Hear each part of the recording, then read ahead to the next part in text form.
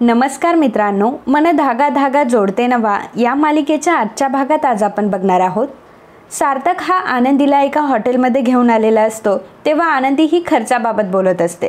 तर सार्थक म्हणतो की मी तुम्हाला इथे खर्चाबाबत बोलण्यासाठी घेऊन नाही आलोय. तुम्ही एक काम करा, तुम्ही काहीतरी ऑर्डर करा. आनंदी म्हणते की सर तुम्ही जे सांगाल ते खाईल मी. सार्थक म्हणतो की अहो असं कसं, मला जे आवडतं ते मी ऑर्डर करणार, तुम्हाला जे आवडतं ते तुम्ही करा. आनंदी म्हणते की सर असं काही नसतं, तुम्हाला जे आवडतं ते तुम्ही मागवा. सार्थक म्हणतो की असं कसं काय, काहीतरी तरी आवडत असेल ना तुम्हाला. आनंदी म्हणते की अहो सर मला जे आवडतं ते इथे नाही मिळणार. सार्थक म्हणतो की असं कसं, अहो तुम्ही सांगून तर बघा तुम्हाला काय आवडतंय ते. मला सांगा इथे डाळींची उसळ आणि आमरस मिळेल.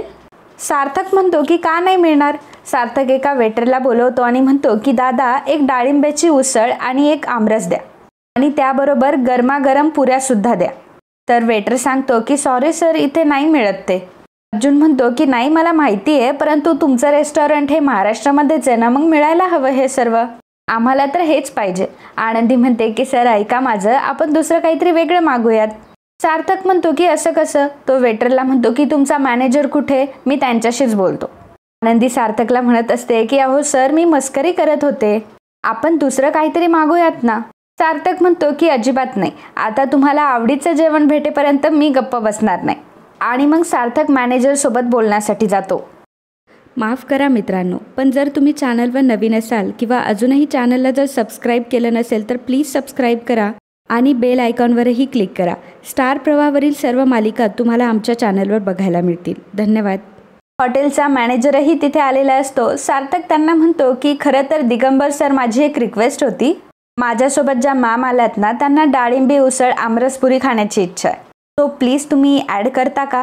त्यावर मॅनेजर म्हणतो की सॉरी सर पण हे मेनू कार्डमध्ये नाही आहे. सार्थक म्हणतो की हो माहिती आहे मला, म्हणूनच तर मी तुम्हाला रिक्वेस्ट करतोय. मॅनेजर म्हणतो की बरं ठीक आहे, मी करतो काहीतरी मॅनेज. सार्थक त्यांना थँक्यू म्हणतो. मॅनेजर तिथून निघून गेलेला असतो. तेवढ्यातच अक्कूचा सार्थकला फोन येतो. अक्कू त्याला विचारते की दादा पोहोचलास का तू. सार्थक म्हणतो की हो ग पोहोचलोय मी, परंतु अजून हिंमतच होत नाहीये बोलायची. खरं तर त्यांना कसं बोलू ना हेच कळत नाही आणि कधी कधी ह्या मिस आनंदी तर खूपच कोड्यात बोलतात. अक्कू म्हणते की अरे मग कोडी सोडवण्यासाठी तर तू एक्सपर्ट आहेस ना. सार्थक म्हणतो की अगं हो, पण हे कोडं खूप अवघड आहे ना. अक्कू म्हणते की हे बघ दादा, एक मस्त गुलाबाचं फूल दे आणि सगळं मनातलं सांगून टाक. सार्थक म्हणतो की गुलाबाच्या फुलाला काटे सुद्धा असतात हे विसरलीस का. अक्कू म्हणते की अरे जो फूलों से मोहब्बत करते है वो कांटों से नहीं डरा करते. सार्थक म्हणतो की अक्कू इथे माझी वाट लागली आहे आणि तुला शेरो शायरी सुचती आहे. अक्कू म्हणते की अरे तेच तर म्हणतीये, थोडासा शायर हो आणि अगदी रोमॅन्टिक पद्धतीने बोल तिच्याशी. चल मी आता फोन ठेवते आणि ऑल द बेस्ट, घरी आल्यावर मला गुड न्यूज दे. सार्थक फोन ठेवतो आणि विचार करतो की आता गुलाबाचं फूल कुठून आणू इकडे. आणि मग सार्थक गुलाबाचं फूल आणण्यासाठी बाहेर जातो. आनंदी तिथेच हॉटेलमध्ये बसलेली असते. थोड्याच वेळात अंशुमन तिथे येतो. अंशुमन आनंदीला गुलाबाचं फूल देतो. आनंदी जेव्हा अंशुमनकडे बघते तेव्हा तिला प्रचंड राग येतो. ती विचारते की तुम्ही इथे काय करताय. अंशुमन म्हणतो की मी तुझा नवरा आहे, मी तुझ्या मागोमाग येणार. आनंदी म्हणते की तुमची हिंमत कशी झाली हो. अंशुमन म्हणतो की हा प्रश्न तर मी तुला विचारायला हवा ना, तुझी हिंमत एवढी कशी वाढली की तू लोकांकडून गुलाबाचं फूल घेतीये. कॅरेक्टर लेस कुठली. तेव्हा आनंदी चिडते आणि म्हणते की तोंड सांभाळून बोला. अंशुमन तिला म्हणतो की जास्त शहाणपणा करू नकोस हा, तुझं खरं रूप आता माझ्या समोर आलंय. सांग ना घरी की मी घरी जाऊन सांगू की इथे काय शेण खाती असते. आनंदीला आता खूप राग आलेला असतो आणि आनंदी अंशुमनच्या कानाखाली देणार तेवढ्यात अंशुमन तिचा हात पकडतो. आनंदी म्हणत असते की अंशुमन माझा हात सोडा, परंतु अंशुमनने आनंदीचा हात खूपच पॅक पकडलेला असतो. अंशुमन तिला म्हणत असतो की मी आता हात सोडणार नाही तुझा. आता सार्थक तिथे येतो आणि जोरात अंशुमनच्या कानाखाली ठेवून देतो. सार्थक आता खूपच रागवलेला असतो आणि तो अंशुमनला विचारत असतो की हात कसा काय लावला तू त्यांना. अंशुमन म्हणतो की तुझा काय संबंध, चल निघ इथून. तो सार्थकला बाजूला ढकलतो. आता मात्र सार्थक खूपच चिडलेला असतो. सार्थक अंशुमनला डायरेक्ट टेबलवर ढकलून देतो. त्या दोघांमध्येही खूप हातापाई होत असते आणि सार्थक त्याच्या जोरात 2 थोबाडात ठेवून देतो. सार्थक त्याची कॉलर पकडतो आणि म्हणतो की तुझी हिंमत कशी काय झाली. तर अंशुमन म्हणतो की तू कशाला मध्ये पडतोयस, अरे नवरा आहे मी तिचा. हे ऐकल्यावर मात्र सार्थकच्या पायाखालची जमीनच सरकते. अंशुमन पुढे म्हणतो की मी नवरा आहे तिचा आणि ती बायको आहे माझी. आमच्या नवरा बायकोमध्ये पडण्याचा तुझा काय संबंध रे? मी तिचा नवरा लागतो. सार्थकला आता प्रचंड मोठा धक्का बसलेला असतो. सार्थक आता त्याची कॉलर सुद्धा सोडून देतो. अंशुमन सार्थकला बाजूला करतो आणि आनंदी जवळ येतो. आनंदी मात्र जोरात अंशुमनच्या कानाखाली लावते. आनंदी म्हणते की खोटं, तू माझा नवरा होतास परंतु आता आपला घटस्फोट झालाय. आनंदी म्हणते की सर, हा माणूस खूप खोटं बोलतोय आणि आमचा घटस्फोट झालाय आणि आता आमच्यामध्ये काहीही संबंध नाहीये. आणि ती अंशुमनला म्हणते की तू आत्ताच्या आत्ता इथून निघून जा, नाही तर मी पोलिसांना बोलावेल. अंशुमन म्हणतो की ठीक आहे, आत्ता सोडतो तुला, पण पुन्हा असं म्हटल्यावर आनंदी अंशुमनची कॉलर पकडते आणि म्हणते पुन्हा जर माझ्या आयुष्यात ढवळाढवळ करण्याचा प्रयत्न केला ना तर बघाच. आणि मग अंशुमन तिथून निघून जातो. परंतु सार्थकला मात्र प्रचंड मोठा धक्का बसलेला असतो. तर इकडे अण्णा आनंदीला फोन ट्राय करत असतात परंतु आनंदीचा फोन लागत नसतो. मालती म्हणते की अहो ती कामात असेल जरा. अण्णा म्हणतात की हो ग, पण का कोणास ठाऊक मला खूप टेन्शन आलंय. मालती म्हणते की का बरं, काल अंशुमनराव भेटले म्हणून असं बोलताय का? त्यावर अण्णा म्हणतात की हो. मालती म्हणते की हा माणूस सुखाने जगूही देत नाही आणि मरूही देत नाही. खरं तर अशा आडमुठ्या माणसाचं काय करायचं ना तेच कळत नाही. अण्णा म्हणतात की हो ना, आणि पोलिसांना सांगून सुद्धा काही फरक होत नाही. मालती म्हणते की हो ना, पोलीस सुद्धा त्यांना कंटाळून सोडून देत असतील. अण्णा म्हणतात की हो ना, आणि अशा माणसासोबत आपल्या आनंदीने 4 वर्षे कशी काढली असतील कोणास ठाऊक. तर इकडे आनंदी आणि सार्थक आता दोघंही खाली बसलेले असतात. सार्थकच्या तोंडून मात्र शब्दच फुटत नसतात. तरीही तो आनंदीला विचारतो की आनंदी हे काय? आनंदी म्हणते की हो सर, मला माहिती आहे की तुम्हाला खूप मोठा शॉक बसला असणार. सार्थक म्हणतो की तुमचं लग्न झालंय हे मला तुम्ही सांगितलं नाही. फॉर्ममध्ये सुद्धा तसा काही उल्लेख नव्हता. आनंदी म्हणते की सर, तेव्हा माझी डिवोर्स केस फाईल झाली होती आणि मी तेव्हा वडिलांच्या घरी राहत होते म्हणून मी अण्णांचं नाव तिथे टाकलं. सार्थक म्हणतो की तरीही तुम्हाला मला सांगावंसं नाही वाटलं का कधी? आनंदी म्हणते की सर कसं सांगणार, आणि तसाही आपला तसा विषय कधीच निघाला नाही, आणि मुळात म्हणजे मी स्वतःचं दुखणं तुम्हाला कसं सांगू? सार्थक म्हणतो की अहो पण मैत्री झाली ना आपली. आनंदी म्हणते की हो सर, आपली मैत्री तर काही दिवसांपूर्वी झाली आहे. सार्थक म्हणतो की त्यानंतर सुद्धा तुम्ही मला सांगितलं नाहीत. आनंदी म्हणते की सर, मी तुम्हाला सांगण्याचा प्रयत्न केला होता. जेव्हा माझा डिवॉर्स झाला तेव्हाच मी तुम्हाला सांगणार होते, पण अचानक कळलं की तुमच्या भावाचा ॲक्सिडेंट झालाय आणि तुम्ही आधीच खूप टेन्शनमध्ये होतात, आणि मग म्हणूनच मी तुम्हाला सांगितलं नाही. आणि ह्या सगळ्यांचा विचार करावा लागतो सर. मला माहीत होतं की अंशुमन कधी ना कधी येऊन हा तमाशा परत करणार आहे, आणि म्हणूनच मी तुम्हाला लंचसाठी सुद्धा नाही म्हणाले, आणि बघा ना तेच झालं. आज माझ्यामुळे तुमचा सगळा दिवस खराब झाला. I am really sorry. आनंदी म्हणते की सर येते मी, आणि असं म्हणून तिची बॅग घेऊन ती तिथून निघून जाते. तितक्यातच वेटर तिथे आमरस, डाळिंबीची उसळ आणि पुऱ्या घेऊन येतो. सार्थकला मात्र काय करावं ते अजिबात सुचत नसतं. सार्थक पाकिटातून पैसे काढतो, तिथे ठेवून देतो आणि तसाच बाहेर निघतो. तर इकडे आनंदी ही घरी आलेली असते. मालती तिला विचारते की काय झालं आनंदी, अगं तुला अण्णा खूप फोन ट्राय करत होते ना? परंतु आनंदी मात्र काहीही बोलत नसते, आणि आनंदी काहीही न बोलता तिच्या रूममध्ये जाते. सार्थक आता ड्रायव्हिंग करत असतो आणि सार्थकला घडलेला सगळा प्रकार आठवत असतो. सार्थक मनामध्ये म्हणत असतो की कसं हे सर्व फेस करायचं मला खरंच कळत नाही. जेव्हा मी या हॉटेलमध्ये आलो तेव्हा मी किती आनंदी होतो, आणि आता जाताना फक्त मला वेदना होत आहे. का घडतंय हे सर्व, आणि तेही माझ्याच बाबतीत? काय ठरवलं होतं आणि काय घडतंय? आता काय करू मी, आणि कसं विचारू मिस आनंदीला? पहिल्यांदाच एखादी मुलगी मला आवडली आणि तिच्याच बाबतीत असं का व्हावं? तर इकडे अण्णा हे आनंदीसाठी जेवण घेऊन आलेले असतात, आणि ते आनंदीला म्हणतात की आनंदी, तुझ्याकडे बघून मला कळतंय की तू काहीच खाल्लं नाहीये, 2 घास खाऊन घे. आनंदी म्हणते की अण्णा, माझ्या नशिबात नक्की काय वाढून ठेवलंय मला तेच कळत नाही. मला असं वाटलं होतं की डिवॉर्स झाल्यावर या सगळ्या गोष्टी संपतील, परंतु नाही, अजूनही त्याच गोष्टी सुरू आहेत.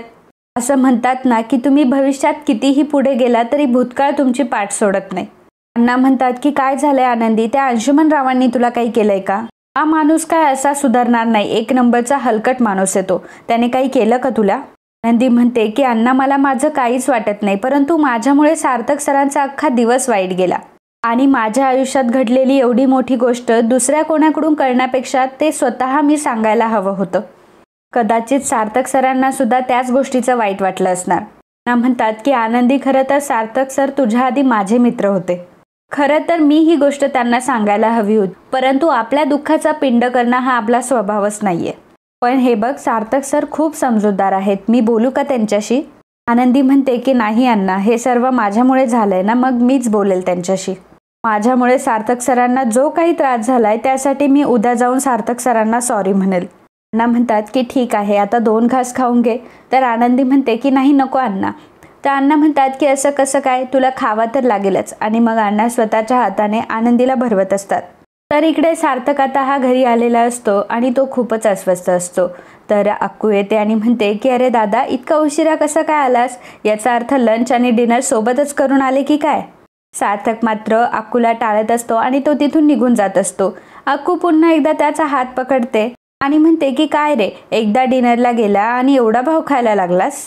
मला पहिल्यांदा सांग की डेटवर काय झालं, त्याशिवाय मी तुला जाऊच देणार नाही. सार्थक म्हणतो की अक्कू अगं मी तुला नंतर सांगतो ना. अक्कू म्हणते की दादा सांग ना, नंतर कशाला, तुला माहिती आहे ना मी किती एक्सायटेड आहे. अरे मी तुला किती कॉल केले आणि तू माझा फोन सुद्धा उचलत नव्हतास. बरं ते जाऊ दे, तुझं आनंदीशी बोलणं झालं का? सार्थक मान डोलावतो की नाही. तर अक्कू म्हणत असते की अरे दादा, आपण एवढा छान प्लॅन केला होता आणि तू ही संधी सुद्धा गमावलीस. दादा अरे तू काय आहे? तर सार्थक म्हणतो की जाऊ दे ना अक्कू आता. तर अक्कू म्हणते की जाऊ दे कसं काय? आनंदी तुला नाही तर नाही म्हणाली ना, आणि जर असं असेल तर सांग, म्हणजे आपण दुसरा प्लॅन करूयात.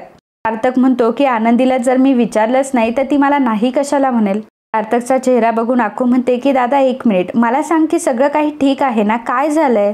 तू जर असा वेळ वाया घालवला तर मला वहिनी कशी मिळणार? सार्थक म्हणतो की तिचं लग्न झालंय ऑलरेडी.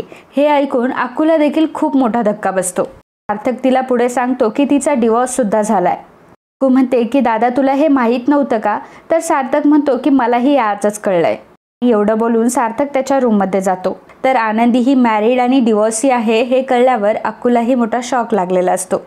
तर सकाळी आनंदी ही ऑफिसला निघालेली असते, तेवढ्यातच शकू तिथे येते. शकू म्हणते की काय मग ताई, कसा झाला तुझा लंच? आणि तू तर मला काही सांगितलं सुद्धा नाहीस. मग बोल आता, काय म्हणाले सार्थक सर? तेव्हा आनंदी म्हणते की शकू, बोलायला वेळ तर मिळायला हवा ना. शकू म्हणते की तुम्हाला बोलायला वेळ नाही मिळाला, असं काय झालं? आनंदी म्हणते की शकू, तिथे अंशुमन आले होते आणि खरं तर त्यांनी तिथे येऊन खूप मोठा गोंधळ घातलाय. शकू म्हणते की त्यांच्या तर आता काय केलं त्यांनी? आणि मग आनंदी घडलेला सर्व प्रकार शकूला सांगते. शकू म्हणते की अगं हे तर खूप अवघड होऊन बसलं ग. आनंदी म्हणते की अगं मला माहीत होतं की अंशुमन तिथे येऊन काहीतरी गडबड नक्की करणार. आणि कसं आहे शकू, आपले प्रॉब्लेम हे आपल्यालाच माहीत असतात ना, परंतु आपल्या प्रॉब्लेममुळे दुसरं कोणाला का त्रास होऊ द्यायचा?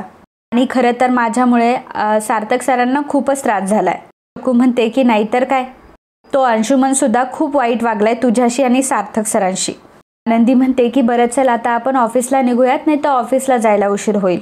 तर इकडे सार्थक सकाळी सकाळी ऑफिसला जायला रेडी होत असतो, तेव्हा अक्कू तिथे येते आणि म्हणते की दादा तू काय ठरवलंयस? तर सार्थक विचारतो की कशाचं? अक्कू म्हणते की दादा तू काहीच बोलणार नाहीयेस का? सार्थक म्हणतो की जे काही काल झालंय ना, त्यामुळे मी अजूनही शॉक आहे. त्यामुळे मलाच माहीत नाही की आता काय करायचं ते. मला आधी बोलावं लागेल तिच्याशी आणि मग ठरवेल. अक्कू म्हणते की हो तू बोल तिच्याशी. तेवढ्यातच वृंदा तिथे येते आणि म्हणते की काय ग, कोणाशी बोलायला सांगतेस त्याला? सार्थक म्हणतो की काय नाही, ते माझ्या ऑफिसमध्ये. तेव्हा वृंदा म्हणते की आनंदी बरोबर? सार्थक म्हणतो की हो. वृंदा म्हणते की लंचला गेला होतात ना दोघं? सार्थक विचारतो की तुला कसं काय कळलं? त्यावर वृंदा म्हणते की अरे मी हिला फोनवर बोलताना ऐकलं होतं ओझरता. मग कसा झाला लंच? त्यावर सार्थक म्हणतो की छान झाला, मी निघतो. आणि मग सार्थक तिथून निघून जातो. मागोमाग अक्कू देखील निघून जाते. वृंदा मनामध्ये म्हणत असते की तू काहीही म्हण सार्थक, पण मला माहिती आहे की रेश्माने नक्कीच काहीतरी केलंय. आणि तसंही तुझा चेहरा तर ते सांगतोय. आणि मला हे शोधायचंय की रेश्माच्या हाती नक्की काय गुपित लागलंय, आणि ज्यामुळे ती एवढ्या ठामपणे म्हणत होती की ती आनंदीची सुट्टी करणार. आणि मित्रांनो, आजचा हा भाग इथेच संपतो. पुढील भागात आपल्याला पाहायला मिळणार आहे रेश्मा ही ऑफिसमध्ये आलेली असते, तेव्हा बेनारे विचारतात की रेश्मा मॅडम तुम्ही? रेश्मा म्हणते की तिचं सामान पॅक करायला घ्या. खोटं बोललीस ना तू सगळ्यांशी, आणि तुझं खोटं आता पकडलं गेलंय. आणि यावर काय लिहिलंयस तू? मिस आनंदी वर्तक. आनंदी म्हणते की तेच तर लिहिलंय मी, आणि हे माझंच नाव आहे. त्यावर रेश्मा म्हणते की नाही नाही, हे तुझं खरं नाव नाहीये. तुझं नाव हे आहे की मिसेस आनंदी अंशुमन सुर्वे. आनंदी म्हणते की पण रेश्मा मॅडम माझा डिवोर्स झालाय. रेश्मा म्हणते की परंतु जेव्हा तू ऑफिस जॉईन केलं होतं तेव्हा तुझा डिवोर्स झाला नव्हता. चल आता निघ तू इथून, असं म्हणून ती आनंदीला धक्का मारते. तर आनंदी सार्थकच्या तिथे जाऊन पडते. आणि आनंदीचा असा अपमान झालेला बघून सार्थक आता रेश्मावर खूपच चिडतो. तर मित्रांनो, असेच मन धागा धागा जोडते नवा या मालिकेचे डेली अपडेट बघण्यासाठी आत्ताच आपल्या चॅनलला सबस्क्राईब करा. आणि आजचा हा भाग तुम्हाला आवडला असेल तर व्हिडिओला लाईक आणि कमेंट करायला अजिबात विसरू नका. धन्यवाद.